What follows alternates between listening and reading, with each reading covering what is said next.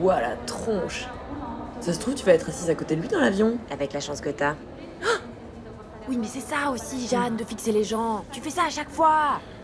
En fait, je voulais écrire une comédie de la dépression.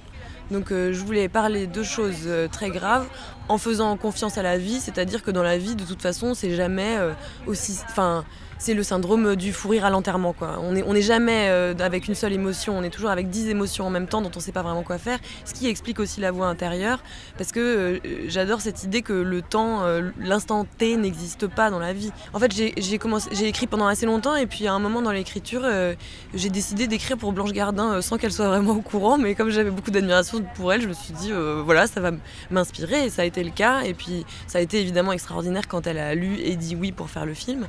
Et en fait, à partir de Blanche, je pense que j'ai essayé de rencontrer des gens qui permettaient de créer non seulement un duo assez extraordinaire avec Laurent Lafitte, puis un duo fraternel que je trouve très très beau avec Maxence Tual. Enfin voilà, tout s'est construit de manière assez organique aussi autour de ce personnage principal qui est vraiment de tous les plans, quoi. L'appartement a été pensé comme un endroit complètement claustrophobe qui était effectivement le miroir de ses sensations.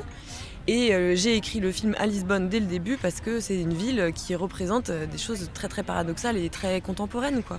C'est-à-dire une immense beauté architecturale et naturelle qui a été dévastée par la crise économique, revendue au tourisme parce que c'est ce qui allait les sauver de cette crise économique, et avec nous tous qui allons et venons en prenant des photos et en reprenant l'avion en arrivant le vendredi et en repartant le dimanche. Dans cette espèce d'endroit qui en fait est vidé de ses habitants, quoi.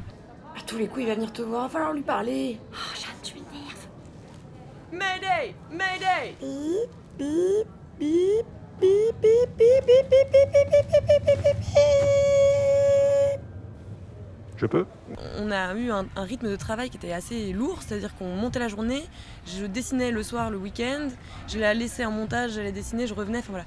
Et donc on faisait avancer la narration ensemble et en inventant une voix, puisqu'on n'avait pas de voix d'acteur ou d'actrice pour le personnage animé. Et donc j'ai fait 400 prises à l'iPhone, aux grandes dames de mon ingénieur du son, enfin de mon mixeur Olivier Dohu, qui en fait sont restées dans le film, parce que c'était spontané. Je pense que j'ai une culture cinématographique plus anglo-saxonne que française, c'est lié à mon enfance. Parmi les influences très très fortes, il y a beaucoup de littérature en fait, des récits très introspectifs qui permettent de passer de l'extérieur à l'intérieur d'un personnage de manière assez fluide.